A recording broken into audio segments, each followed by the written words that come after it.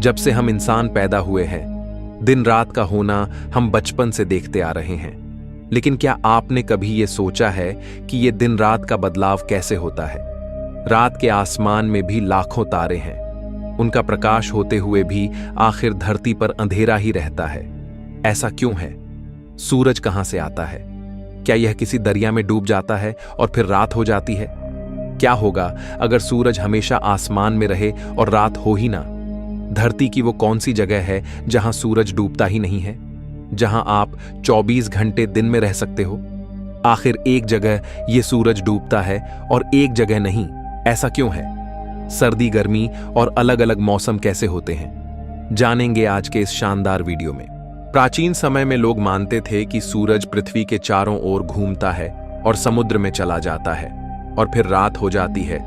फिर समुद्र से तैरकर दूसरी ओर वापस आसमान की सैर करते हुए अगले दिन आसमान में प्रकट हो जाता है। इस वजह से दिन रात का बदलाव होता है। लेकिन उन्हें यह नहीं पता था कि हमारी धरती पर कुछ ऐसी जगहें भी है जहां सूरज आपको क्षितिज पर डूबता हुए दिखाई ही नहीं देगा, बल्कि क्षितिज को छूकर फिर आसमान में उगते हुए हम सूर्य को देख सकते हैं। उनके लिए पृथ्वी सपाट थी। एक बच्चा भी यह सोचेगा कि जिस जमीन पर हम खड़े हैं वो सीधी सपाट है और इसका कोई अंत नहीं है। लेकिन असल में जैसे जैसे आप अंतरिक्ष की ओर रुख करेंगे तो आप देख पाएंगे कि हमारी पृथ्वी गोल है।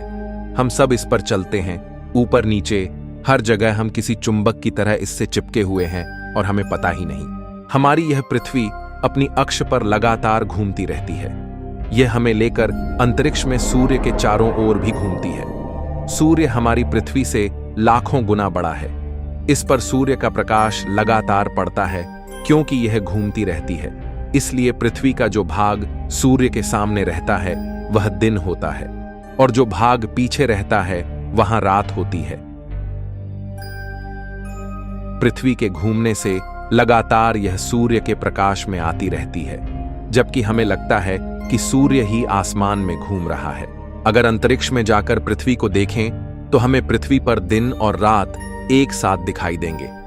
ये वैसा ही है जैसे रात के अंधेरे में किसी प्रोजेक्टर से आप पर प्रकाश डाला जाए और आप अपनी कुर्सी पर बैठे घूम रहे हो।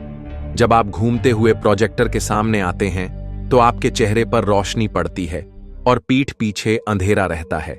जैसे जैसे आप घूमेंगे वैसे वैसे रोशनी कभी आपकी पीठ पर तो कभी आपके चेहरे पर पड़ती है। यहां यह बल्ब नहीं घूम रहा, बल्कि आप घूम रहे हो। उसी तरह सूरज पृथ्वी के चारों ओर नहीं घूमता, बल्कि पृथ्वी अपनी जगह से घूमती है, जिससे दिन रात होते हैं। जब इंडिया में दिन होता है तो अमेरिका में रात, और जब अमेरिका में रात होती है तो इंडिया में दिन होता है।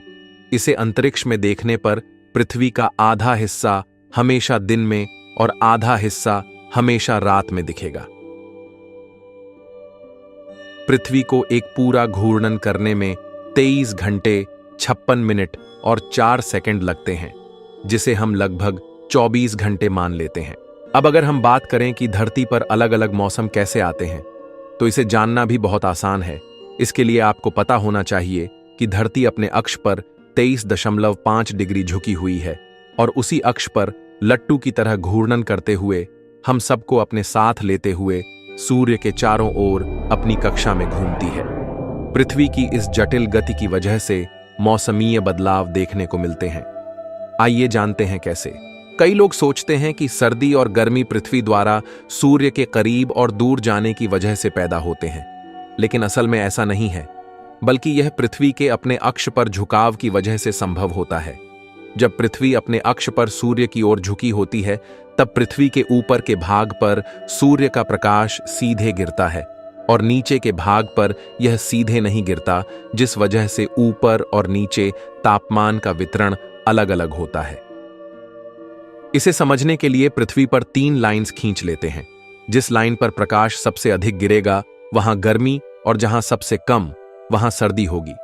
ऊपर की कर्क रेखा भारत से होकर गुजरती है।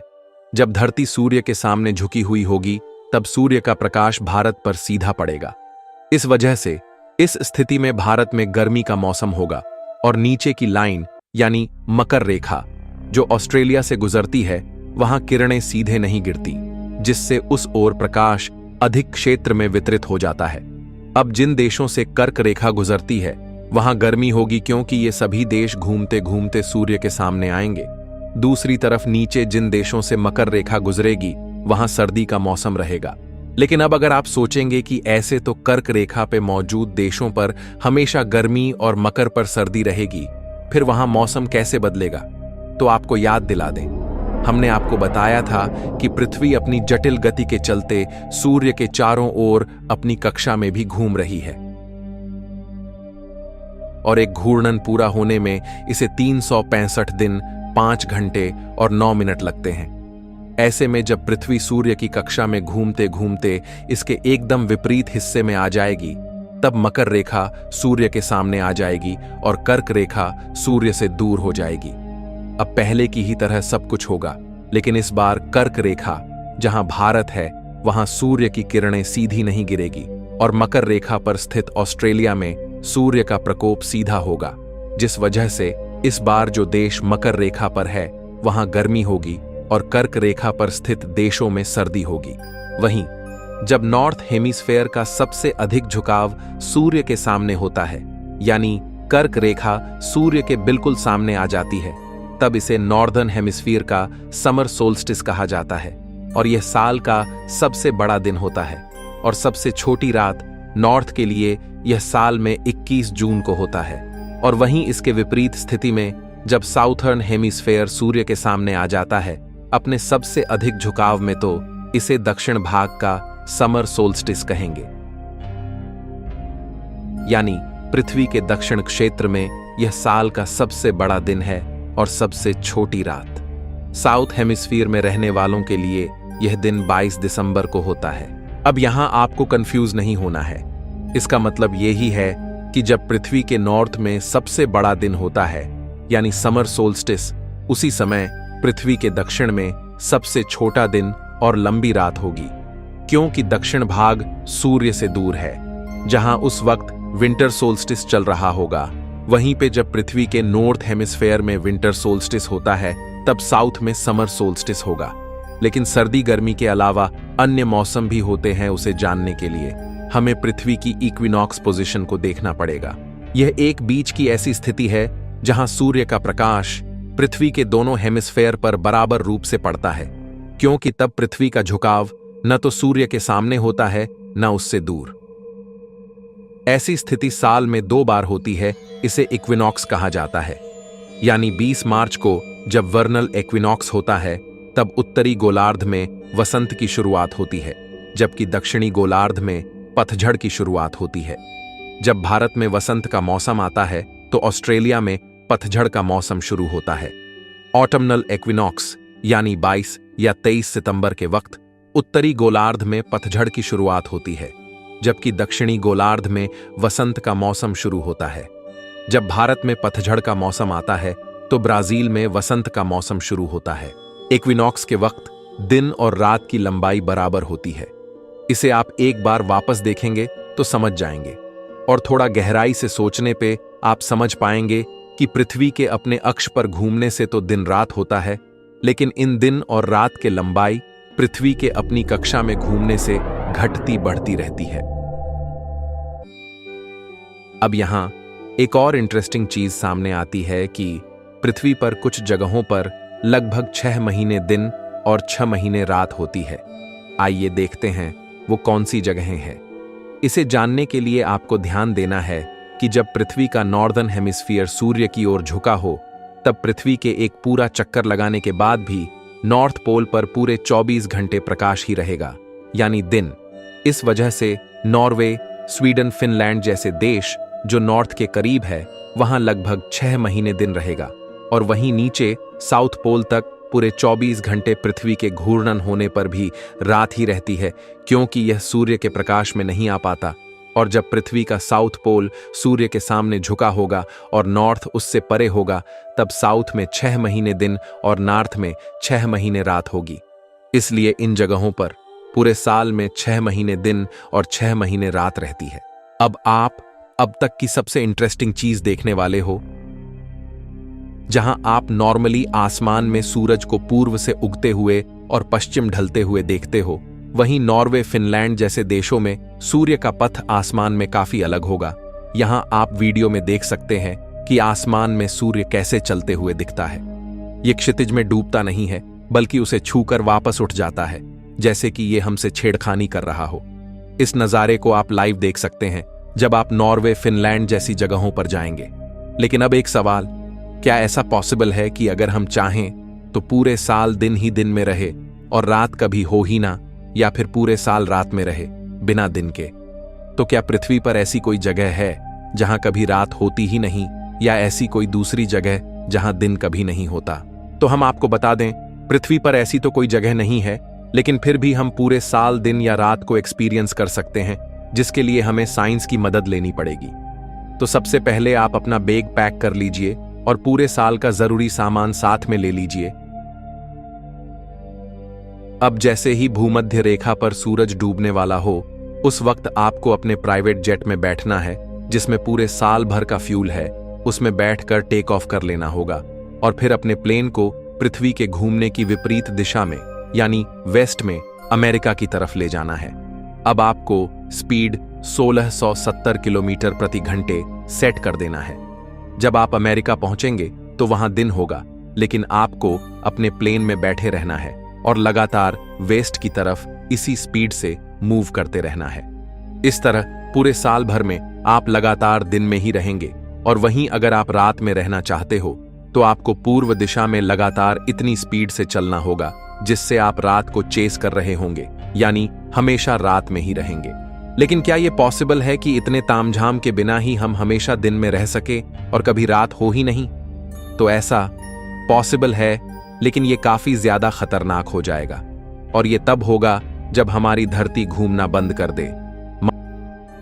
मान लीजिए अचानक से पृथ्वी ने घूमना बंद कर दिया, यानी इस पर कोई ब्रेक लगा दे, तो तुरंत ही हम सब 1600 किलोमीटर प्रति घंटे की रफ्तार से हवा में धकेल दिए जाएंगे। पृथ्वी पर तेज हवाएं इंसान, गाड़ी, बिल्डिंग्स को बहा ले जाएंगी, और ऐसा होने पर सबकी मौत निश्चित है।